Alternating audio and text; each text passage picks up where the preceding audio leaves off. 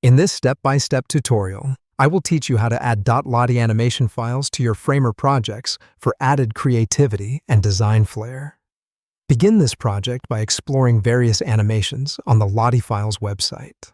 Once there, you can have fun browsing through an abundance of animated graphics till you encounter one that suits your project needs. To view more details or utilize a certain animation, simply click on it to open its dedicated page. Locate the Share button and click on it to understand more about this resource's sharing options. You will be introduced to several options under this feature, but for this tutorial, focus on the asset link. You'll need to enable this option to move ahead.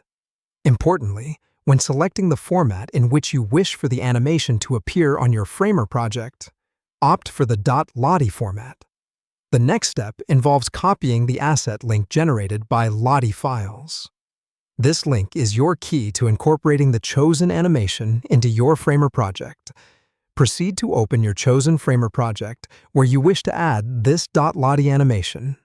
Once inside your project, navigate to the top left corner of your screen to the Insert panel.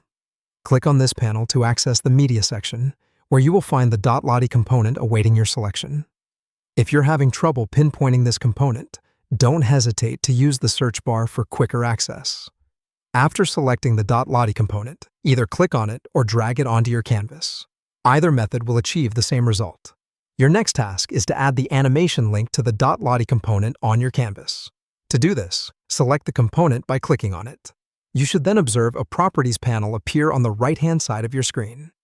Paste the previously copied asset link from Lottie Files into the link field of this panel. Now comes the fun part, customizing your animation. Framer's Properties panel also serves as your playground to alter the animation's behavior according to your preference. You have the freedom to determine whether the animation should play just once or in a continuous loop. Decide the speed of the animation and set certain triggers for the animation, like on scroll into view or on hover.